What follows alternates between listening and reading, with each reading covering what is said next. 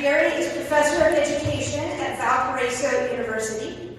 He has a PhD in cultural and educational policy studies from Loyola University Chicago, with a focus in the philosophy of education, and an MA in systematic theology from the University of Notre Dame. In addition to his recently published book, Why Boredom Matters, Education and the Quest for a Meaningful Life, Dr. Gary has published in multiple journals, including Educational Theory, the Journal of Philosophy of Education, and Studies in Philosophy and Education. Dr. Gary is one of the founding executives of the North American Association for Philosophy and Education, or NEAP, which launched in 2018. He is passionate about liberal education, especially within the context of a Christian liberal arts university, which aims to cultivate practical wisdom, compassion, and a Renaissance spirit. He's also been a friend and mentor to me since I was a graduate student. Please join me in welcoming Dr. Gary.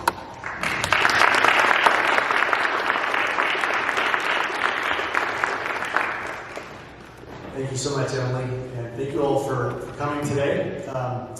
I just want to say that when I would share with friends and colleagues I'm writing a book on boredom, the response that I universally would get is, wow, that sounds really interesting, which is really ironic because boredom is defined as a state of disinterest, and so it's striking the interest that there is in this phenomena. And I think it's interesting because, it speaks to questions about human flourishing. Aristotle in the Ethics says that all human beings desire to be happy. And we know that if we're bored, we're struggling with flourishing. And so just that what it means to flourish is really, I think, the deeper question. The talk tonight is in two parts. The first part is boredom. The second part is leisure. Avoiding boredom, we miss out on leisure. That's it, right there. We're done. I'm just kidding. But that's basically the argument, that we avoid boredom and we miss out on leisure, which I'm going to talk about as contemplative joy. When I think about boredom, I'm reminded of my son, his first day of kindergarten, Lucas. He came home, and we were so excited to hear about his first day. He took the bus. It was a big day at school. And I said, Lucas, how'd it go today? And he said, Dad, I'm tired of hearing about hallway procedures. I found his response both amusing and sad. Amusing because his 5-year-old brain just captured so well how institutions, in this case schools, can just grind us down with their monotonous rules and procedures. And I found it sad because on his first day, his takeaway essentially was school is a boring place. And yet boredom is a mood state that he's going to have to contend with. On the other hand, though, it can seem like, it's boring, get used to it. If you're bored, move on. Boredom can seem like a trivial phenomena. There's so many things we have to engage and keep us occupied. So why is this an important question? And I think it's important for a number of reasons. First off, boredom is linked to several discontents. In schools, when students are bored, we know that we begin to lose interest. And I used to teach high school for 10 years. And if I had a bored class, it was going to be a classroom management nightmare. And so misbehavior causally correlates with boredom. Grades start to suffer. And then over time, if students are bored, they just drop out. It just becomes chronic. But boredom is not just something that tracks us in school. It's also something that follows us outside of school. I'm just doing a quick tech check. Is everything okay, Mark? Good? Okay, all right, great. Beyond school, boredom is causally correlated with a number of troubling behaviors. There are several addictions. We drink too much, we eat too much, we spend too much money. There are entire industries that thrive on our becoming bored. I have an iPhone. What's the latest iPhone, by the way? What are we at? I'm 14? Is it better than 13? How's it doing? I just feel like I need the 14 right now, just having said that. I thought it was like 10, but it's 14. Wow, okay. I'm just getting really bored with my phone as we speak. As I'm saying that, I would invite you, this is an invitation, to take your phone out and power it down. It's a total invitation. Obviously, if you can't power your phone down, I completely get it. You might be, if you're a parent, I know there are times when I can't, but I'm going to power my phone down. I don't know if physiologically you've noticed your phone. Do you ever feel it vibrate in your leg? Do you ever feel it vibrate and it's not there? Okay, this is the creepy symbiosis that tech has with the human body. So I'm going to power my phone now. 1 second. And invite you to do the same. I don't even know how to do it. Oh, there it is. Slide to power off. Okay. I'm going to put it over here. Okay. Can everybody do this right now?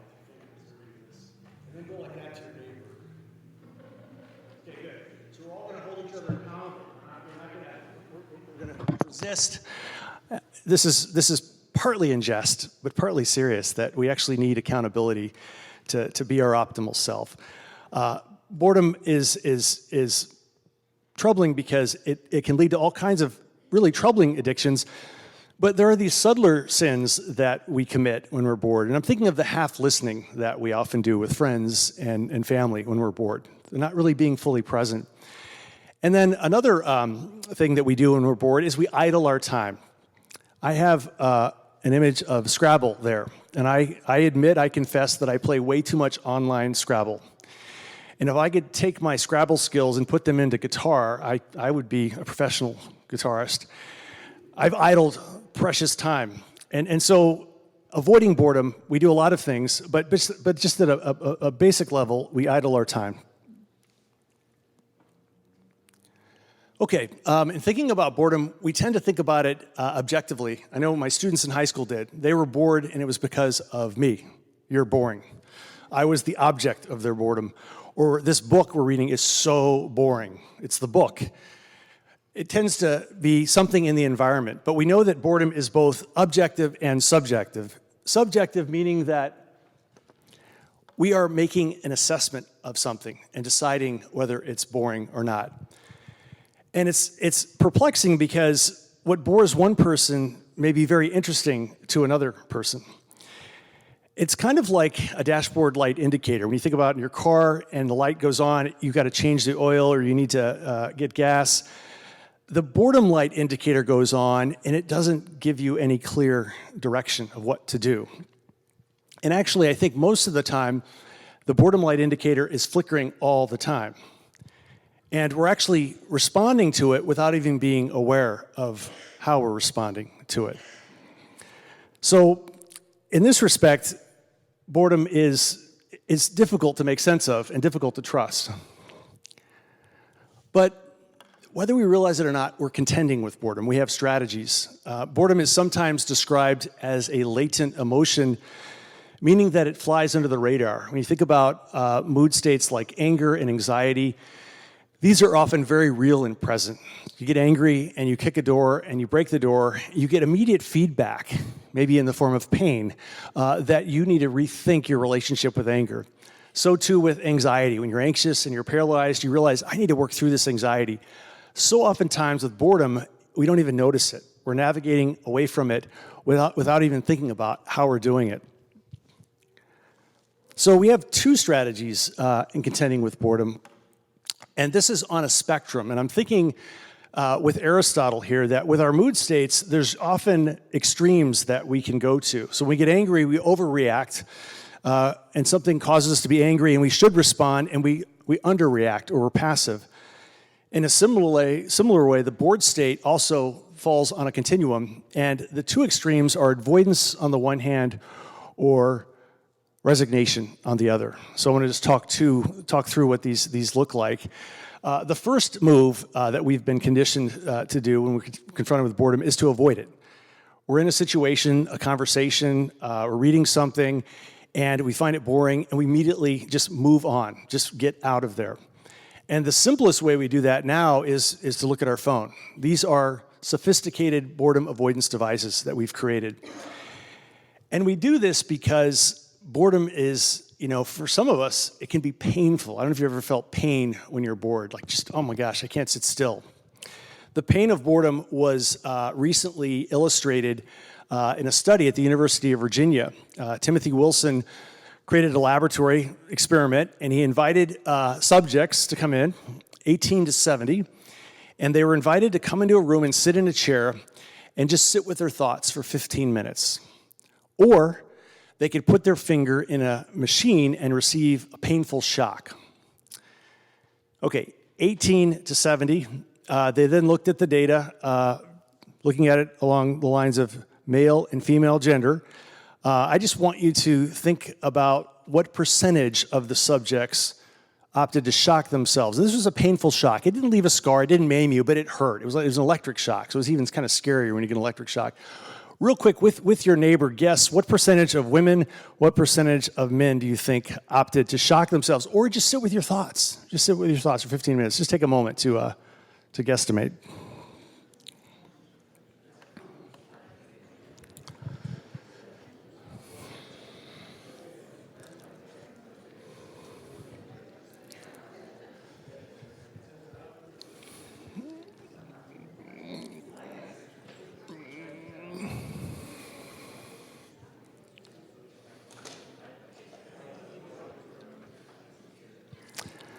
Okay, do we have any, how about we start with the women that were in the experiment. What percentage do you think opted to shock themselves?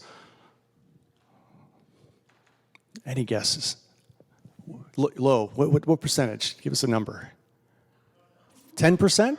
Let's go with 10, okay, 10%. Any other guesses? Does that sound like a good guess? 30s. Mid-30s, 35%, so 10%, 35%. It was actually 27% of the women, so about 1 in 4 opted to shock themselves. Okay, how about the men in the study? What percentage? Did I hear someone say it's lower? No, I've heard higher. Okay, what was that? 89? Did someone say 89? 79? Okay, it wasn't quite that high, but here's the task, here's the choice, here are the results. 67% of the men opted to shock themselves. They were 18 to 70-year-olds. Yeah, and that's a great question, and I need to find the answer to that. I don't know how it was disaggregated. I'd be curious. Yeah, I'll look that up and email that to Emily. Yeah, I should know that. That's a great question. Nevertheless, it's quite troubling that almost 2/3 of the men opted to painfully hurt themselves rather than sit with their own thoughts for 15 minutes, and 25% of the women. Okay, let me just ask you this. We're going to do this study tonight for 15 minutes. I have a machine, I'm going to bring it in. I'll just poke you with it. So if you want a shock, just raise your hand up and I'll just give you it's kind of like shepherding, for cattle. It won't kill you, but it'll shock you. Okay, let's imagine you're doing this experiment. You go into the room. How would you fare? So that's question one. How would you do? Okay. And then, honestly, I might go for the shock, okay? Okay, so that's question one. Then question two is, you now know what the task is. What strategies might you employ to help with sitting there for 15 minutes? So real quick, with your neighbor, how would you do? Question two, what strategies might you employ to help? Remember, you're just sitting with your thoughts. You can't read. There's nothing to look at. Okay, just take a moment. Emily, you would... I would have such a struggle. Would you? Yeah. The only thing I could think is maybe I'd start reciting scripture to myself. Yeah, okay. No, if I got started singing to myself, Okay. I think that could last me a while. Yeah, there you go. Prayer. Yeah. I pray, I worship some saints. Yeah. Say a rosary, actually. Yeah. Yeah. Yeah. Yeah. Okay, let me draw you back. Okay, raise your hand if you think you would test the shock. Anybody? Anybody's? Okay, all right. Thank you very much for your honesty. I think there are many days when I would test that shock. Okay, for those of you who are thinking of strategies to spend the 15 minutes, could anybody?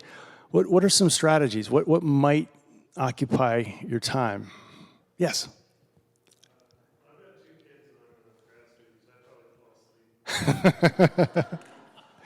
That is a really good answer. But let's say you weren't tired. What was that? It's hard to imagine. Okay. Yeah. Daydream. What is that? Yeah.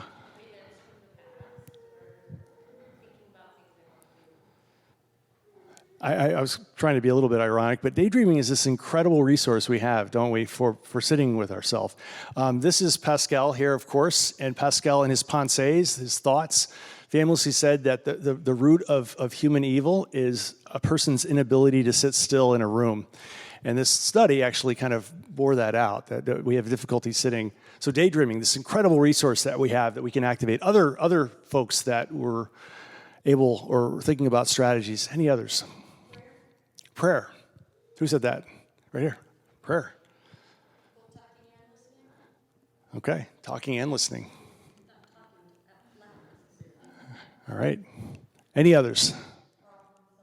Problem solving. All right. Thinking through something and what can I do? How can I look at it differently? All right. Thank you. Thank you for those. Okay, so avoidance is one side of the spectrum. The other side of the spectrum is resignation. And I think about this as a teacher of teachers. I've had the privilege to visit lots of classrooms over the years, and these are usually middle school and high school classrooms. And oftentimes I see classrooms that are engaging and there's meaningful work going on. And if boredom comes up, it's dealt with in a wise way. But there are other times when this classroom space is quite boring. And usually when I'm in a boring classroom, the students are acting up, they're misbehaving. And I think that's entirely appropriate. They're giving the teacher feedback that you need to do something more engaging. But sometimes I visit classrooms that are incredibly boring, stiflingly boring, and the students are not misbehaving. They're docile, they're compliant. I was in a 7th grade classroom for the entire period. The students copied word for word a PowerPoint down for 45 minutes. And I asked one of the students, I said, so is this kind of your typical day or is this a different day? He said, we do this every day. I was so bored in this classroom and I was actually hoping for a revolt or a revolution. I wanted a disruption, but the students were conditioned, I think they were kind of beaten down to just resign themselves. Sometimes grown-ups will say to children when they complain of boredom, that's life, get used to it. And I think the subtext there is you just need to resign yourself. When my kids were younger, I have teenagers now, I used to do technology fast weekends where we would have no screens at all. And, you know, of course we had some screens and there'd be no screens, but when we would pull the screens away, there'd be a chorus of complaints. And, you know, my son, I think of Lucas again, he'd come to me and he would say, Dad, I'm so bored, there's nothing to do. And there are two things going on with that complaint. The first is a lack of imagination. We lived by some woods, we had lots of books, he could not see anything. There was just a lack of imagination. And then the second thing going on is a loss of agency. There's nothing to do and there's nothing I can do about it.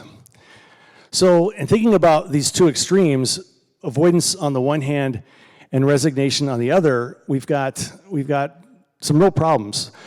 Avoidance is problematic because it can lead to all kinds of troublesome ways that we're avoiding boredom. It's also a knee-jerk way that we contend with boredom. And so rather than, so we might think we're not a bored person when in fact we're avoiding boredom. On the converse side, resignation is troubling because, and actually I think it's even more troubling than avoidance because of the loss of imagination and the loss of agency that I see in students and myself if I'm resigning myself to boredom. So a couple takeaways. The first is we shouldn't trust boredom. The bored mind tends to make snap judgments. It can be arrogant. It can be quite dismissive of people, of ideas, of books, and so on. And it cannot be trusted. I'm thinking about this in the context of my own life. When I moved to Chicago, I was a teacher, high school teacher, and I lived with fellow teachers. And one of my roommates, Mark, I thought he was kind of a dull, uninteresting person. And I made a decision to not spend time with Mark. But he was my roommate. And so I had to see Mark every day after school, and he was a teacher as well. And inevitably, we began talking about the craft of teaching, the challenge of teaching. And I found Mark to be actually really thoughtful about teaching, and not just trying to improve as a teacher, but also improve as a human being. And I realized that Mark is not boring at all. He's actually deeply interesting. And I share that story because my trust in the mood state was misplaced. So not trusting boredom. The second story I think about is my first year of teaching. I gravitated to a lunch table, and these are older teachers, either 3, 4, 10 years into the work. And the lunch conversation tended to be an unending spiral of negativity and complaints. Being in teaching, if some of you are in teaching, there's a lot to complain about. There just is. There has been, there is even more now. And it's a very easy thing to get drawn into. And I found myself by the spring of my first year just being exhausted with it. It was just the same thing over and over. And usually we complained about administrators, especially the ones who hadn't taught before, who didn't understand what we were contending with. But it was just this constant spiral, and I just became weary of it. I just became, frankly, bored of it. And so I pulled away and eventually began eating lunch on my own in my classroom. And then eventually I found some fellow teachers who were not about complaining, but actually would talk about hobbies that they enjoyed or things that they did in their class that worked well. And I found those conversations to be actually very uplifting. The negative conversations actually began to spiral and not help the work of teaching. So I bring this up to say that we can't trust the bored state, but we should listen to it. We should attend to it. The precursor of boredom in the ancient Christian world is this notion of acedia. Acedia was described as one of the 8 deadly thoughts. And if you look at the way the monks of Agrius describes acedia, the bored mind, and you look at modern psychological accounts, there's almost a direct parallel. This aimlessness, this restlessness, this inability to focus, to stay present with one thing. In the context of the ancient Christian world, acedia was described as the noonday devil. And I think that's significant because what is meant by that is it was a mood state that would strike in broad daylight, unawares, and catch you. The word acedia from the Greek, katos, means care, and a means a lack of care. So to be prone to acedia was to be losing care for what we were doing, to be losing focus, to be losing attention. And so we need to listen and attend to boredom, but we need not to trust boredom.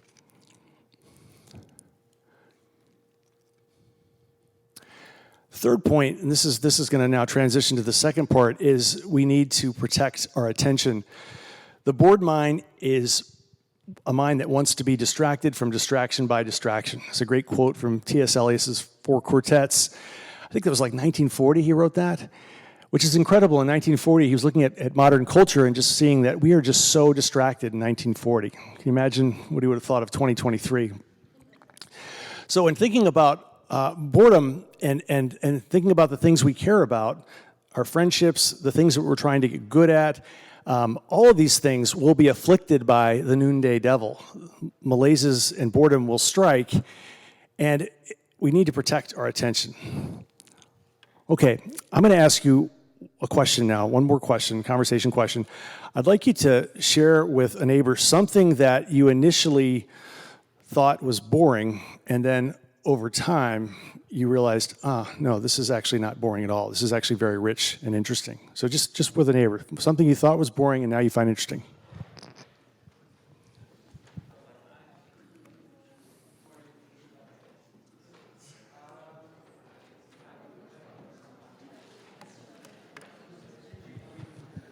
You got one for me, Emily? You have one?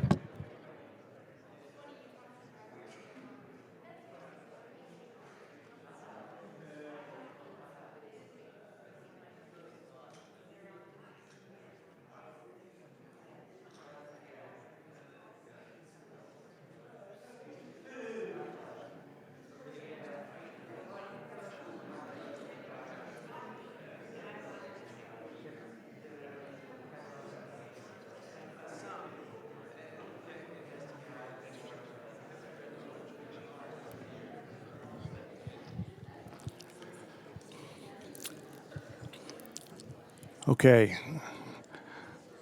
Any volunteer participants? Something you found boring initially and then came to realize this is wonderful. Yeah. Financial records. That's a great example because that sounds really boring to me, to be quite frank. So tell me more.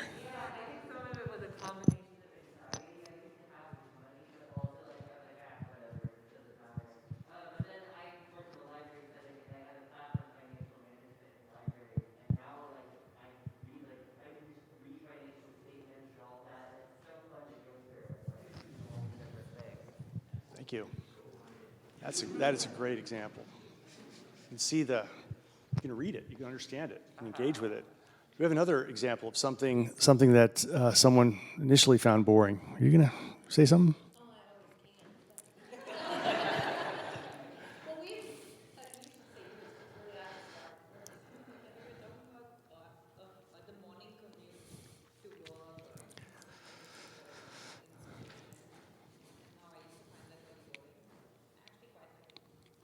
Okay.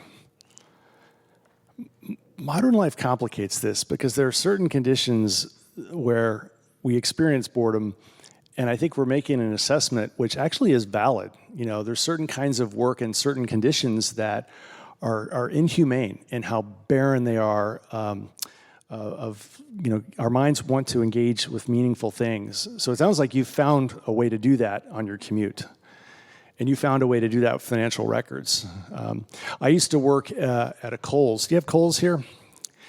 It was another group of departments were like that in high school. And I used to unpack boxes and hang up clothing.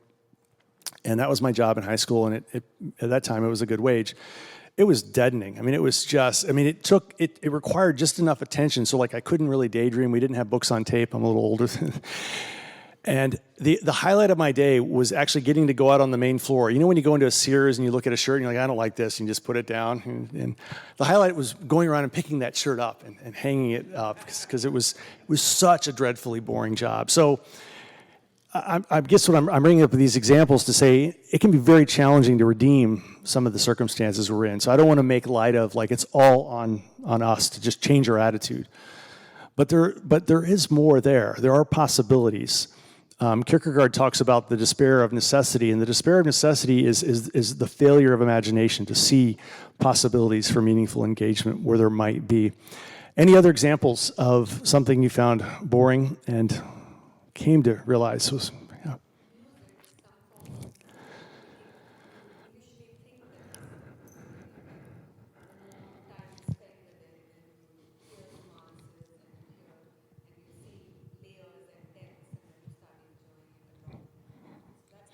Thank you. Yeah, it's a great example. All right, anyone else? Okay, this painting is actually the book on boredom that I wrote. I actually got to pick this painting, which was incredible that it was in for public use. This is Johannes Vermeer's The Milkmaid, and I'd like to just do a little bit of attending right now and just give you a few minutes to just attend to the painting. And with your neighbor, the question is simply, what do you see? What do you see? So take a moment to see and share.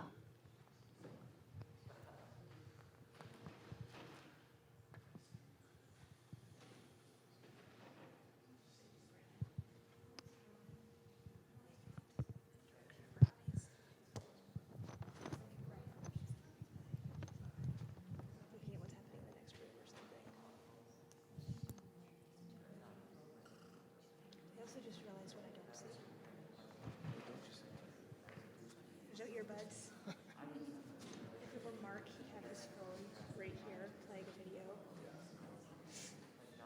She's there. She's doing this thing. She's fully doing what she's doing. I may also have gotten a little spoiled from your comment article. I know a little of where this is going. Yeah. Everything is directed.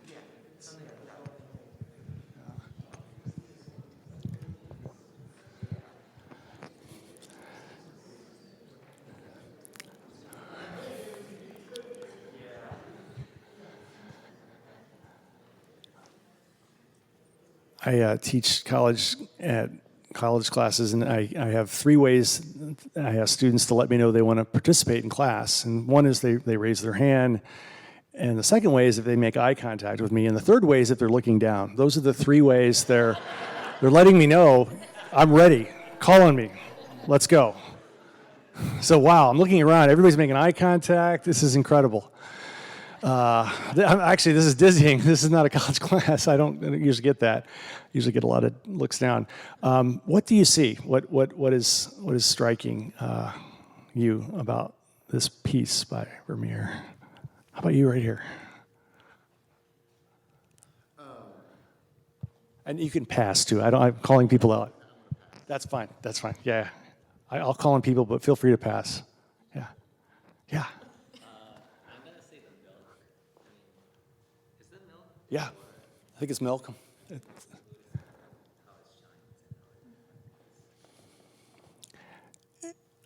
This is it's on a screen too. I'm sorry. I wish I had the original, but I couldn't bring that with me tonight. Other observations. What do you see? Way in the back. Yep.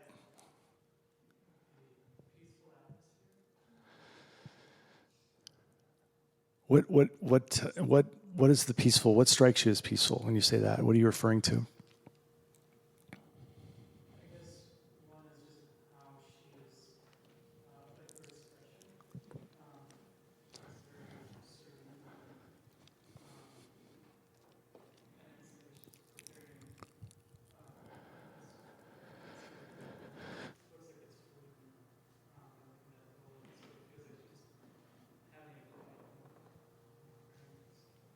Thank you. Yes.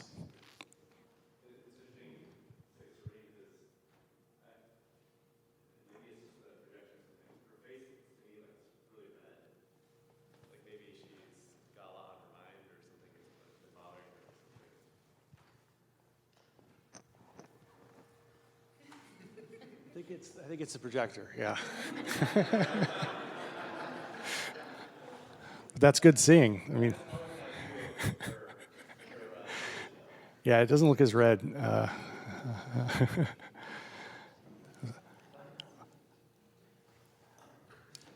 couple things that stand out. Emily, you were pointing something out that I wanted to draw attention to, so I'm going to ask you to share. Which one? What's there or what's there? You can start with what's not there. Yeah, that was yeah. I said, he said, what do you see? And the first thing that came to my mind was what I didn't see, which is kind of dumb given the timeline of this, but earbuds. She's not listening to something else. I said if it was Mark, he'd have a little, he had his phone down there with a video going on while he was doing whatever this was, he'd be half watching that. But what I always notice about this painting is the direction of her eyes, where she's looking straight at what she's doing. She's not looking at the kids playing in the other room or something. Yeah, the arms, the milk, everything is focused. It kind of draws you to a kind of a central point. I can get untangled here. Here's my. Okay, I'm going to talk about what are called focal practices by way of this film Groundhog Day. Raise your hand if you've seen Groundhog Day. Has anybody seen this film? So this movie came out about 30 years ago. The main character, Phil, I find to be kind of a despicable character. I mean, he's just obnoxious, condescending, arrogant, full of himself, completely dismissive of his coworkers. He's a weatherman, and he thinks he should be, in a bigger market. He's in a small local market.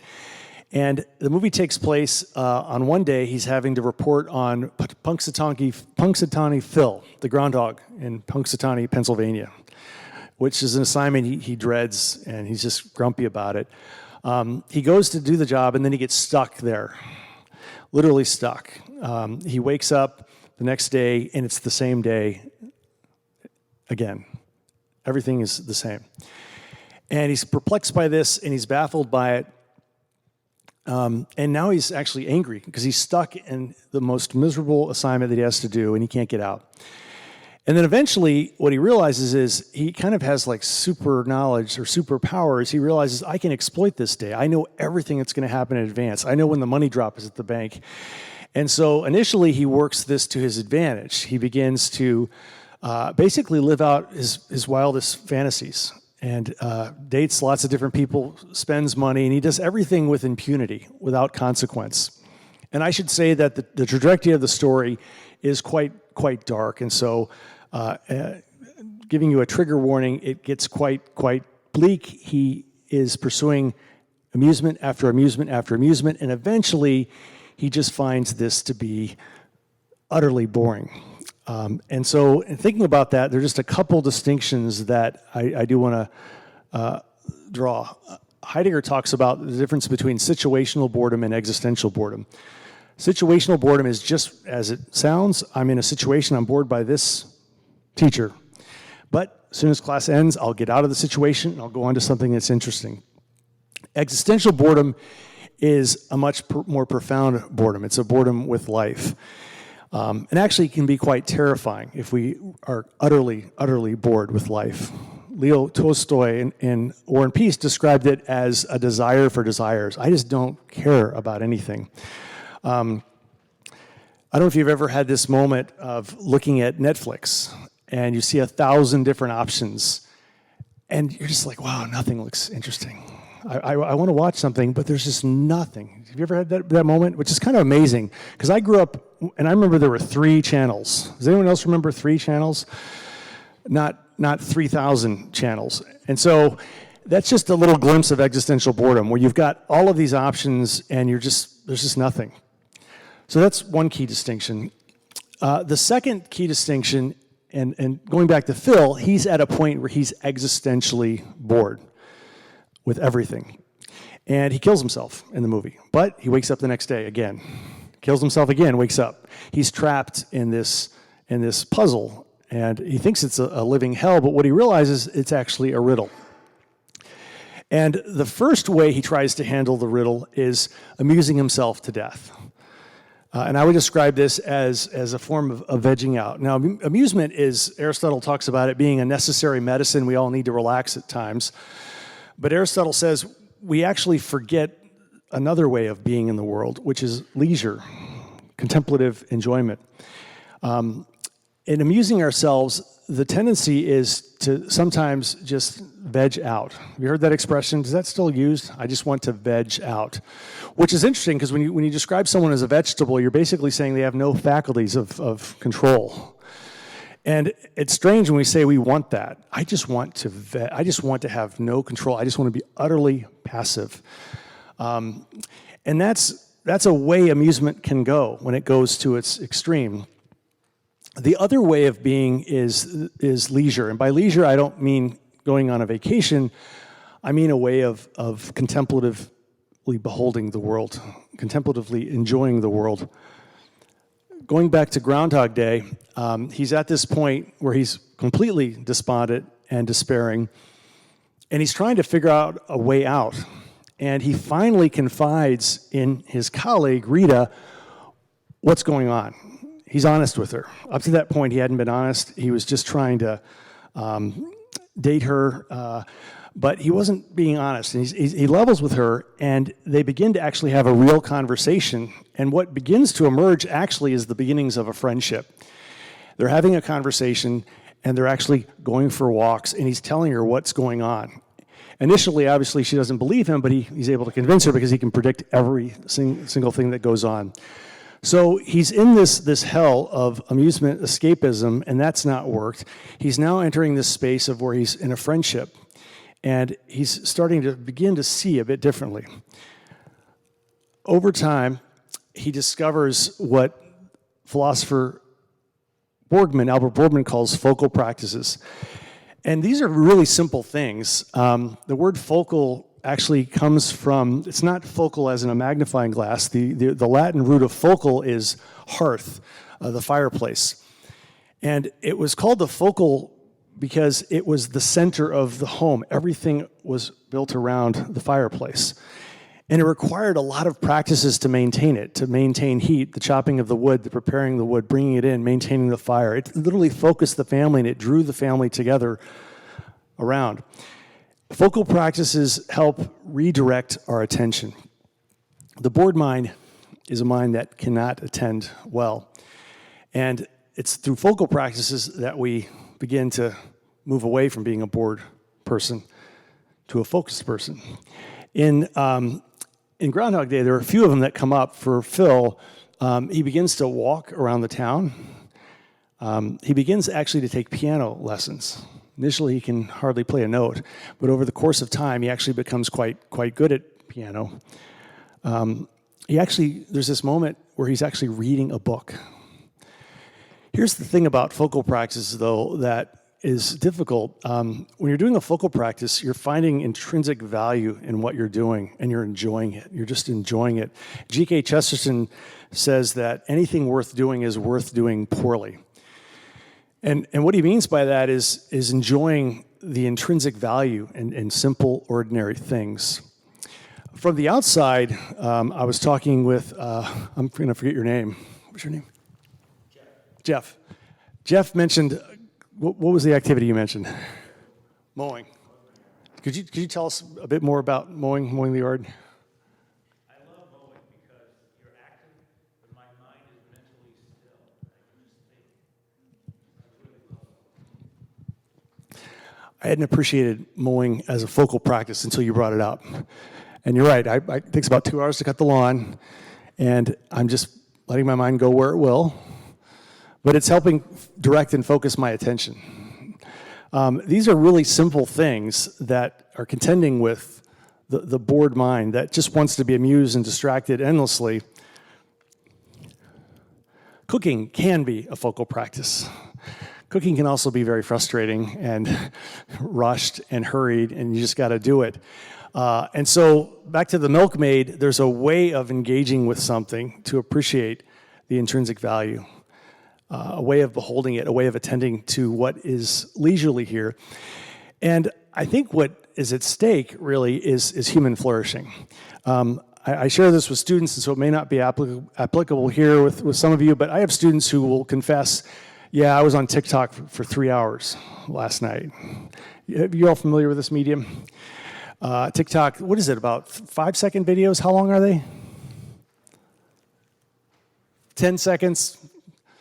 And you're just swiping, right? It's just an endless, array of stimulation again and again and again. And they always say, yeah, I binged on TikTok, or I binged on, Facebook has these things, Facebook Reels. I mean, all these things that we do on social media. And it's just chronic boredom avoidance that is so seductive. I just find myself, I have Facebook. I'm not, that's, I know, an older social media platform. But I've noticed these Facebook Reels and find myself, wow, these are really kind of intriguing and getting drawn into it. But it is working against the capacity to enter into a focal practice. Focal practices require effort. It takes effort to go out and cut the lawn.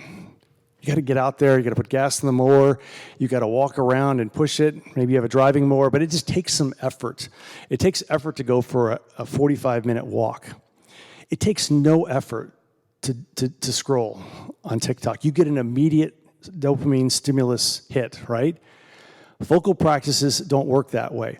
They require more effort on the front end, but the rewards, the intrinsic goods, are much richer and more profound than what you get from scrolling through TikTok. It's really hard to compete with TikTok, and so we need some help. We need some guidance for how to do this.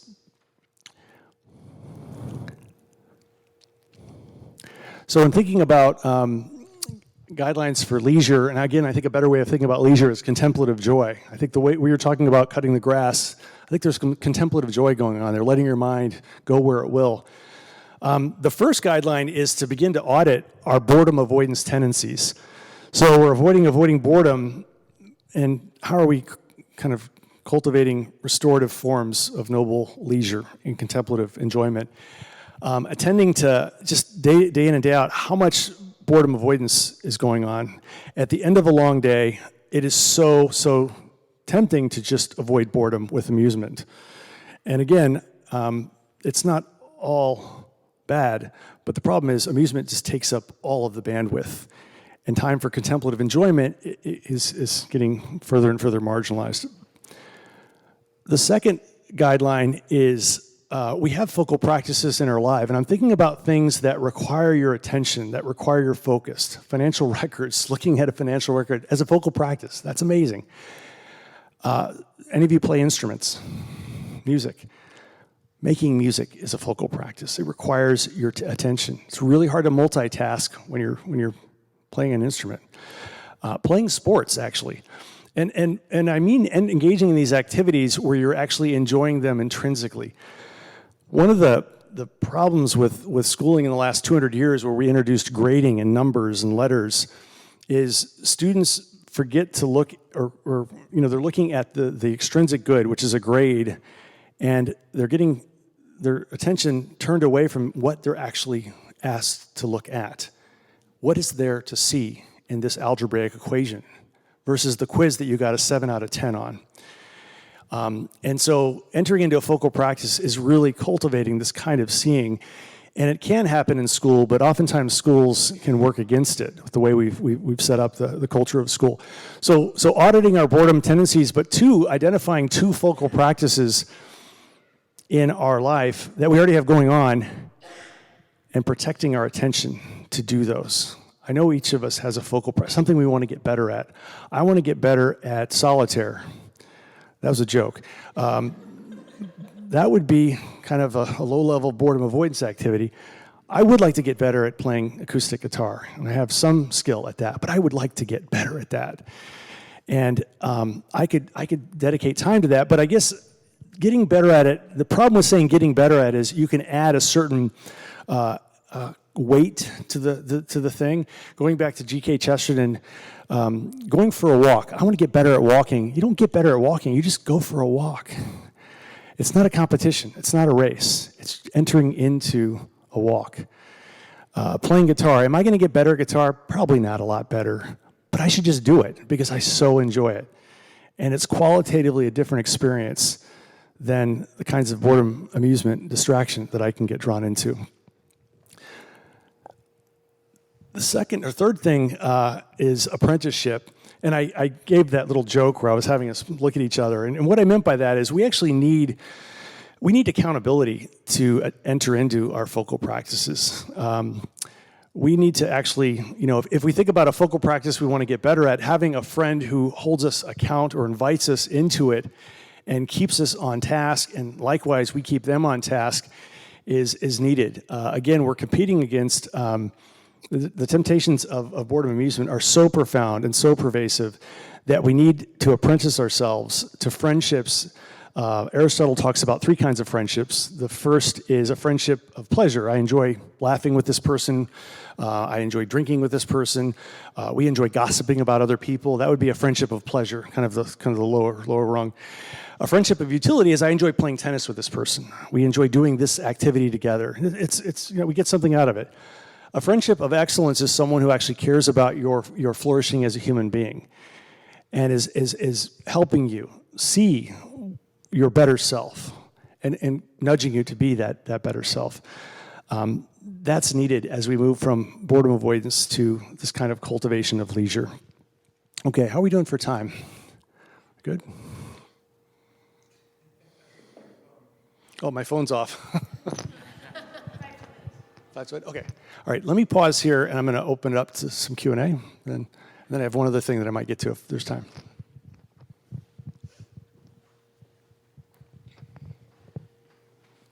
All my notes are on my phone, so I didn't turn it off. First of all, thank you so much, Dr. Gary. That was very much not a boring talk. So please join me in thanking.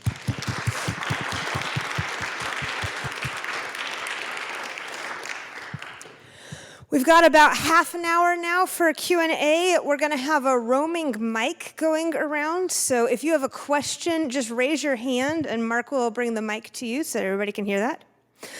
We also have, as we're bringing around the mic, we're going to also pass out some Connect with Us cards. So if you want to learn more about Pascal Study Center or find out more about events like this in the future, you can put your contact information down there. Also, if you have any feedback on tonight's event, we'd love to hear that too. And now I'll give it back to you for Q&A. Thanks, Dr. Gary. Questions, comments, thoughts?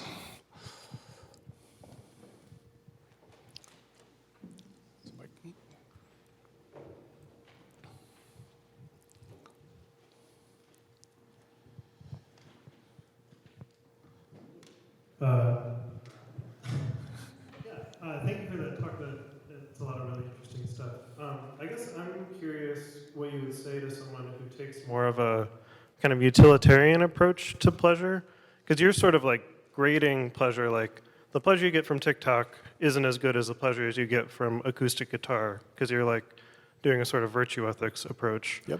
What would you say to someone who says like, I loved spending 3 hours on TikTok, and it was awesome because I got a bunch of dopamine out of it? Like, what response would you have to that, where they are saying like, pleasure is pleasure, and I had fun, so it was great? That's the conversation I have with my son. My son wants to tell me that Fortnite is his focal practice. I would say the difference is I've been on both sides of that existentially. I've lived in the TikTok world and can still stumble into that universe, that mindset, that addictive kind of, and so I'm very familiar with that. But I've also been on the other side of focal practices, and so thinking again, being drawn into virtue ethics, I know that there are these deeper, more profound ways of being in the world that I've experienced firsthand that are enjoyable, that are kind of a deeper, more profound kind of flourishing. And so I have a firsthand experience of that. My son doesn't.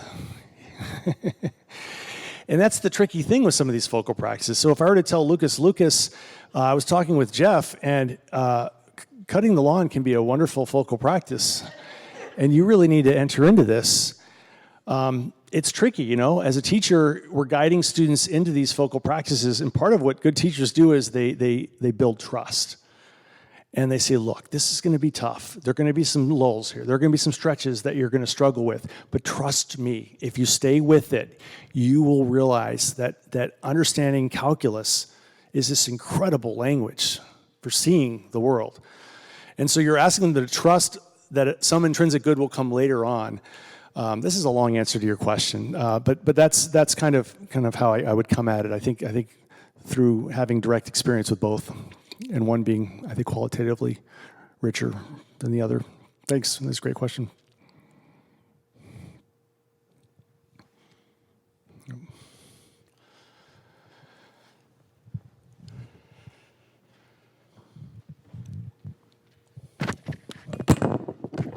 Okay.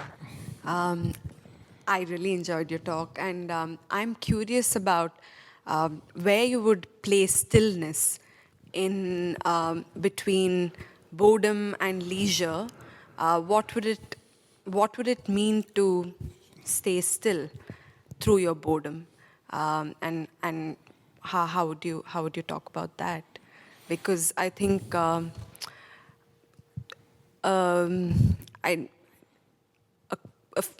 I would say that I'm bored a lot to my mother, and one of the things that she would tell me would be to just sit still and observe your boredom. And I think as a child, it I don't know what sense that I made of it, but there was something that was very profound about it. So I'm just curious to find out what you would say about it. Stillness, being still. Thank you. I'm thinking about meditation. I'm thinking about prayer. You mentioned during the 15 minutes praying.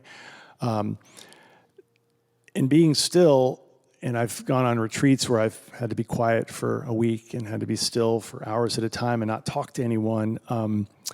You just see the world in a very different way. And you also realize that our minds just have so much clutter going on in them. all the time. And the clutter is in the mind, but now it's so externalized with all the social media. And so stillness is, I think, a golden gateway into the kind of leisure that that I'm trying to speak about. But stillness is a difficult approach for a lot of people. I'm thinking of, again, my kids, be still.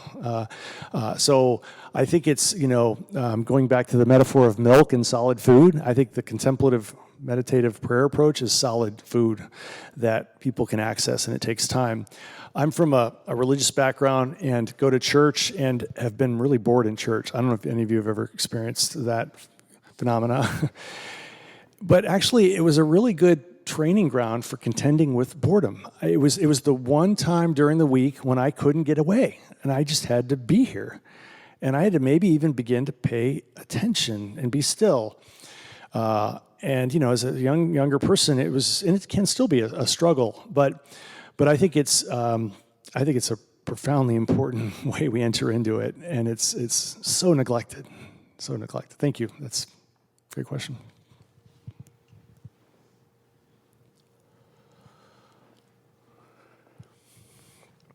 Yeah, actually, on a similar note to that previous question, I'm interested in how busyness and the hustle culture of today impacts boredom. I particularly think when I'm wrestling with my boredom, a lot of it is because of this go, go, go mentality, and I have all of these different things in mind, think about, well, I need to get this done, and this done, and this done, and it's just rushing through my mind. So I'm curious of whether you have any thoughts about how perhaps the busyness or like today's culture might influence and contribute to boredom that we wrestle with that you might not have had, let's say, 100,000 years ago or something.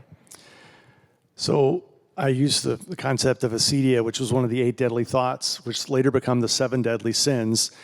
And sadly, we lost acedia as something we need to think seriously about as a standalone concern. Acedia then got, under Gregory, it got encompassed within the 7 deadly sins, the sin of sloth. And the problem with sloth is we think of the animal as sloth. We think of sloth as sort of a laziness, sort of a couch potato kind of approach to life. But C.S. Lewis talks about a busy sloth. We can be very busy and yet avoiding what we should be doing and need to do. And so that's where the busy hustle, and I even think about friends that are retired and my family, parents that are retired. There's just so much news going on, and I need to keep up with the news, don't I? In fact, I need to watch the news all day. I think that's another clever way we've figured out how to avoid boredom.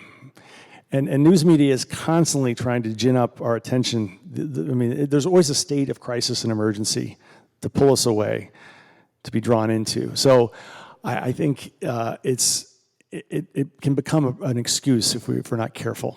Yeah, being busy. So. Hi. Oh, you ever hear your voice on the, like, you don't like it? Okay. So, because the way I understand what you're saying is, it's not so much that you say amusement is bad, but it's good to take time to be reflective and contemplative and slow down and think about life and be focused, right? But then my question is, like, if you spend your whole day, like I used to do coding, so my whole day is just focused, right? Like coding is one of those things that you're staring at something for like 9-10 hours.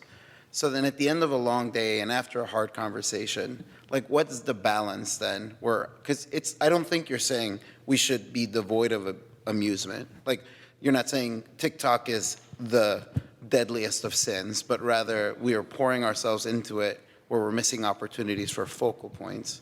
But then how would you then advise to strike a balance, right? Because there has to be days where you just like come home and watch an episode of New Girl, right? Like that's me, right? But you know what I mean? I do. Sorry, I do. everybody. Yeah, that's it. But am I? Yeah, no, that's well said. I was trying to avoid in this book demonizing modern technology, which I find to be a really unhelpful approach. given how dependent we are on it and how we're trying to navigate and use it. I think, though, you mentioned New Girl. I think, though, what happens is it's work, strain, focus. I'm on, and then I just need to relax. And it's that desire to relax that gets filled up with amusement, like exclusively. And so it is back to your point about balance. So too often I find my day at the end being drawn to New Girl, to use that example.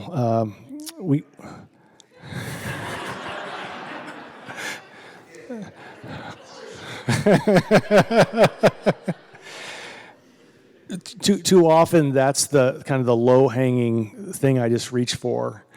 And a focal practice, which is, I think, a nobler form of leisure, because I think, watching television can be described, well, that's leisure. And it's like, well, that's a form of leisure in the modern sense. But these other ways of being leisurely that Aristotle is pointing us to are really part of human flourishing. So if we're just doing the one, we're missing out on the other. So to be clear, yeah, I'm not saying there's no place for amusement. I watched the Super Bowl. But I can just watch a lot of sports all the time, and there's always more, right? It's always going on. Thank you for that question. I'm wondering if you had a chance to look at any communities like the Amish, Yeah. or the Bruderhof, which live in an intentional community and make decisions about what they will or will not have, radios and other things in their community. Monks, life in a monastery. I wonder if there's anybody that's really good at, still in our society today, because of their lifestyle choices, are actually really good at this. I actually make the argument that I don't know that there are leisure experts the way there are expert carpenters. So if someone has the skill of carpentry, they just have it. It's in their brain and in their body, and they move and they know how to do carpentry. With leisure, being a person of leisure, a person capable of leisure, it's tenuous. It requires vigilance. It requires upkeep. And that's why going into the monastic context, spiritual guides were helping us detect how the noonday devil gets us off track. In terms of the Amish, I lived in Goshen, and the Amish were right literally in my backyard. They would hitch a post with their buggy to go to the dentist behind my house. And I would see Amish families when I'd go to Walmart. And I was always amazed when I was at Walmart, I'd have my kids there, ages 4, 6, and 8 at the time. And Walmart is designed for kids to get bored and want things, right? It's like, and it's interesting when you go to Walmart, all the candy is at about 3-foot level. Literally, it's a carnival display right at the checkout, which you appreciate when you have kids that are 2 and 4 and 6. It's infuriating. And my kids would start grabbing it, stuff would fall on the floor, and I'd be like, you know what, Walmart, you set this up, you've created this crisis. And I remember a day when I was there, an Amish family was going through the line, kids about the same age, and they were just immune to it. It was amazing. The 4-year-old was just standing there kind of looking around in the cute, and those darling outfits. So I do think there are cultures that are contending with it in some pretty profound and wise ways. In many ways, this book is trying to theorize what I saw Mennonites doing. And I bring up cooking and the way they enter into cooking and the way they enter into hospitality and preparing a meal and welcoming people over for conversation. It was informing kind of how I was understanding it, Jeff. So, yeah.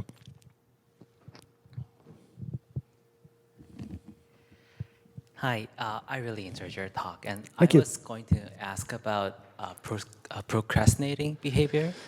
So I'm a doctoral student, and that usually means that I get to read a lot of PDFs, like 9 hours, 10 hours a day. And one of the things I do while I'm supposed to be reading is to watch YouTube. And that really, I was also always puzzled by that, because YouTube is also a communication tool, right? Yeah. A medium through which we receive information and learn about stuff. So that means I choose to procrastinate from learning by choosing to learn other stuff. And that really didn't make much sense to me. And I have a feeling that what you just talked about this proper balance between leisure and not choosing to avoid boredom by escaping into amusement really has a lot to do with this, but I can't put my finger on what that is.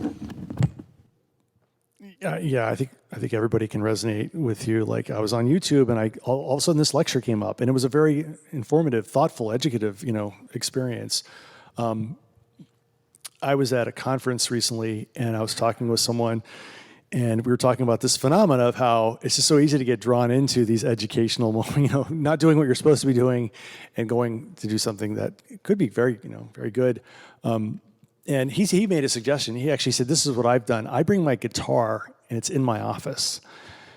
And so rather than look at YouTube, I actually will play the guitar." So he has a focal practice in his office that now is jarring or going for his attention. So if I can't focus on the PDF for my studies, is there a focal practice that will draw me to attend in a way that so often YouTube videos don't? I mean, you could watch a sustained lecture on YouTube that is, I think, almost like a focal practice. But it's, yeah, so that would be one, I guess. I don't know if you're asking for a suggestion, but that's kind of one strategy that I've tried to contend with. Now, if it's persistent over time, and you're finding another area of inquiry that's drawing you, the boredom could actually be telling you that maybe this isn't the right field of study for me. Maybe there's another field. But the question is, when you get in that other field, are you going to, there's going to be another field over here? I mean, yeah. So.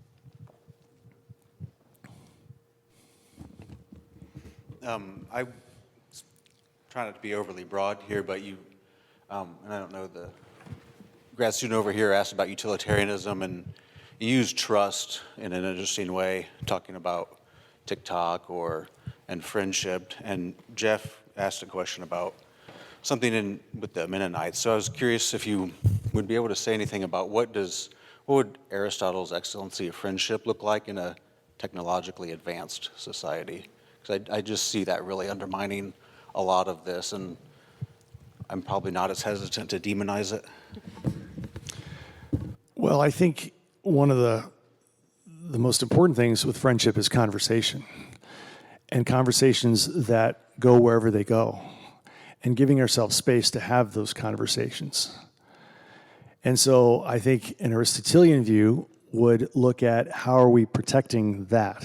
How are we protecting the kinds of conversations that have the space to go where they will go, which is the intrinsic good of friendship. It's this conversation I heard marriage described as a conversation you never want to see end. And I thought that was a beautiful way to describe the friendship that can happen. And so, okay, so the technology, this is why I appreciate the Amish, because they're always looking at what's the constructive good that we have going on right here. And it's misleading to think of Amish as just Luddites, anti-tech. They're actually thoughtful about technology. Some of the Amish communities do use cars. Some actually do use cell phones. But they're always asking the question, how is this going to disrupt our community life? The goods that we know that are happening right now, that are present, how does the technology impact that? And that's just something we don't really think about, most of us. The technology just comes into our lives, and I don't know, I sometimes feel like we're like fruit flies in this big experiment. I mean, we're just constantly getting things thrown at us. So back to your point, in terms of how do you navigate this in a technological world, if you have a friendship and you need to have a really good conversation, you put your phone and you turn it off. I mean, if you're talking with a friend and you're looking at your phone, that's not a friendship of excellence. You don't go to Buffalo Wild Wings to have a serious talk with a friend, with 30 screens behind you. So just being mindful about how we curate the technology so that we don't lose some of these substantive goods, with friendship being, according to Aristotle, the greatest good that we have. Does that address partially?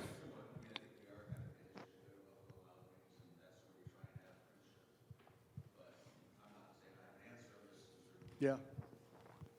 Thank you. These are wonderful questions. Thank you very much. Again, I'm used to my college classes. Any questions? Nope, no questions. All right, so thank you. Hey, how's it going? Good. I just wanted to give a little feedback and just kind of say where me and my wife are at with this, because she was really drawn to your talk today. And we both actually gave up our smartphones like months ago. And when we did that, we started experiencing a lot of more focus, like deeper connection kind of between us, less distractions. And from there, we were able to, everything you're saying, like start having more focal points and things of that nature.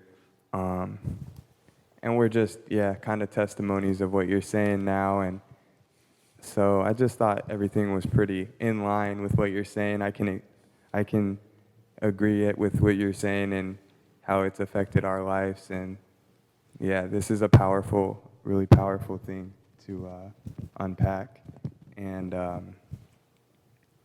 yeah, just being aware of yourself, having more awareness of what you're feeling, I think is part of it. So I guess the question I would say, a question to go along with it is, what do you think about just the awareness that we can step into when we set aside these things that just bring gratification or distraction? And yeah, how have you kind of experienced that in your life? Well, I first want to applaud you for fighting the cell phone battle. I fought it for years, and I actually had to, I didn't have to, I got the privilege of leading a trip to Peru last spring. And in planning for that trip, it is so hard to live without a smartphone in Peru. You couldn't even get on the trains there. You needed, all this. So it's increasingly difficult, but I commend you for fighting that fight. And there are ways we can dumb down our phones. I've done that with my phone. In terms of the awareness, I'm going to repeat myself here. I think we need a community. We need people holding us to account, and us holding them to account. And naming, you sound like you've named some of the goods of these focal practices. You're on this side of it, and you know that. And so just that is huge. And then you can kind of like audit yourself and just realize that I need to, the expression unplug, I need to pull back. I'm letting this draw me. So you've created an awareness, which I think cannot be there if we're completely consumed by it. So thank you for that.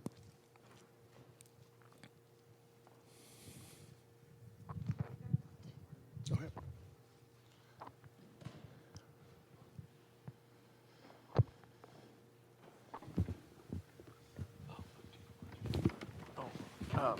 I can. Thank you for your talk. I really enjoyed it, and it connects with a lot of things I've been thinking about over the past few years about the Sabbath and rest and leisure, etc. And so it was really good. Let's see. I had a question actually similar to Rudy's question earlier. Let me see if I can remember it. I was trying to listen to other people's questions and not keep my question in my head, and so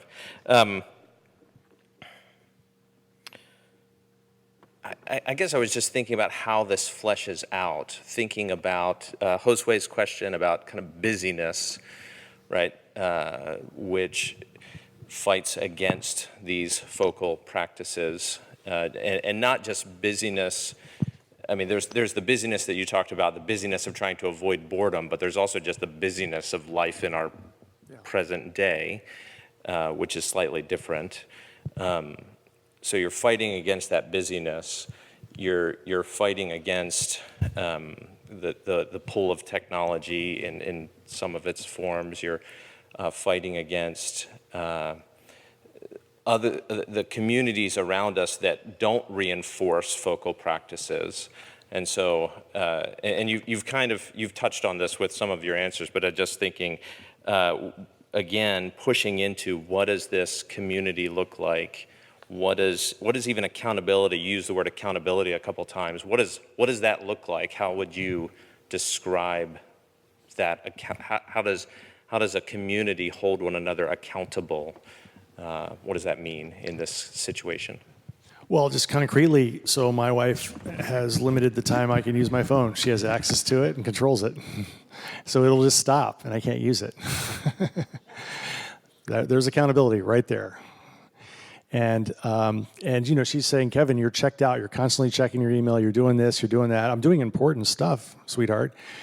And just through a conversation, if you're going to be present, you need to not let this take you away. So that would be just a really concrete. I think in a close relationship, where you literally give someone, some direct accountability. I think also inviting friends to just do a check-in with you. How's it going with, many of us are technology addicts, right? And so how's the addiction going?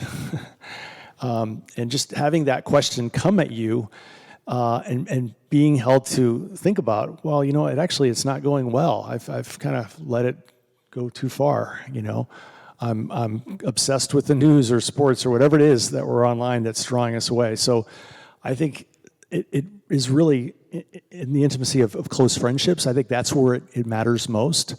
I know there are support groups too that where people can find accountability. I don't know that you're bringing up when you were telling me, you asked me the question, it sounded despairing, which I completely get. Like it does seem like it's so overwhelming and we've lost.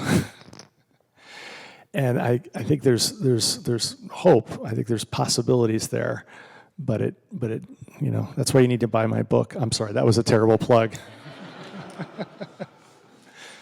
All right, that was a terrible answer to your question, but that's my stumbling attempt. So.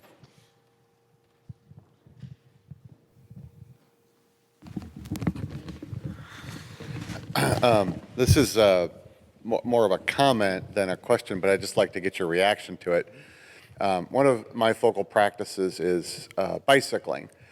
You go out and you're just alone, and you're riding down the road, and yes, the scenery changes little by little, but and I just find this very refreshing and relaxing, and if you decide to go a little too far, you just have to kind of live with that decision until you make it back home. And I went with a friend one time, and I guess, we had the scenery of a cornfield, and that eventually changed to the scenery of a bean field. And at one point, he looked at me and he said, is this all there is? So I just kind of wanted to get your reaction to that, sort of what would you say to my friend there? How many times has he gone cycling with you? Just twice? I would say to him, wait 20 times, and then we'll check in. So let's do this 20 times over the course of 4 months, and then give me your assessment of it. Because I think, again, I'm thinking of the bored mind that just is quick to make a judgment and then dismiss something. These practices, we don't really understand the value of them until we undergo them and we experience them, which you clearly have. And so just doing it twice is good, it's a start, but it takes time. Like I used to live, I'm from Texas, I've lived in Colorado, and I lived in Portland.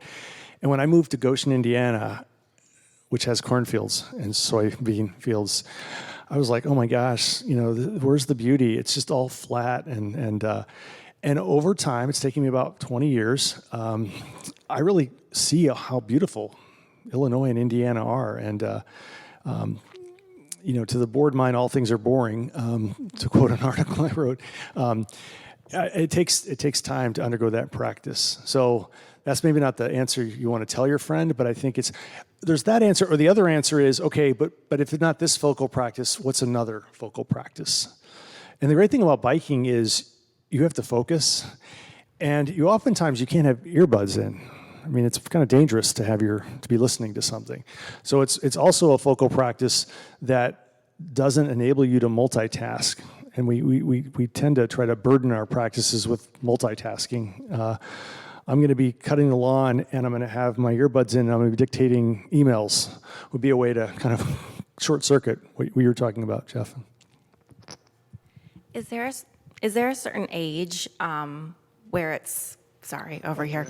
Is there a certain age that is like ideal to develop the overall understanding of a focal practice versus just succumbing to the addiction? Whenever I see children engaged in something that they're using their hands and eyes and brains, that's a focal practice. So when kids are just doing art, when kids are building a fort, my kids like to build forts. When they're engaged with something that requires their attention, letting that just play out is the beginnings of these kinds of things. I mean, I think it's constitutive of human flourishing. So I think it starts incredibly young, and I think it gets so disrupted by a lot of our modern technology. And so I think in some ways our kids, reveal to us what there is to see and possibilities. I mean, I used to take my kids in the woods, and they would just find things to play with, and I'm like, no, you can't play with that. And yeah, I actually can. And and I don't mean to romanticize being a parent, and I was a parent, and there was a lot of angst and anxiety about being in the woods with my kids. Don't put that in your mouth. But I think at a very young age, whenever our children are attending and focused on one thing, that is gold. And my son likes to play Fortnite, and Fortnite is designed to keep you, distracted in a way. So to your question, I would say it's already beginning, and then sort of nurturing that, directing that, guiding that.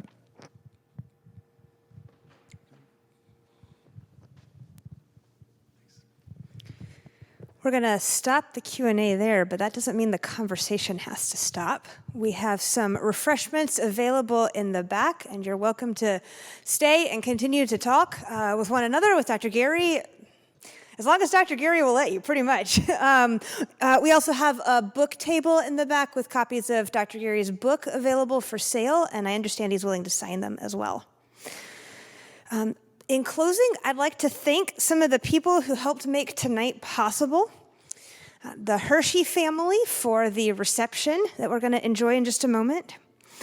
John, Vanessa, and Todd for audio-visual support. All Souls Presbyterian Church for the use of this space. And I don't know how you're going to gesture. Mark for too many things to mention. Please join me in giving a round of applause to these people.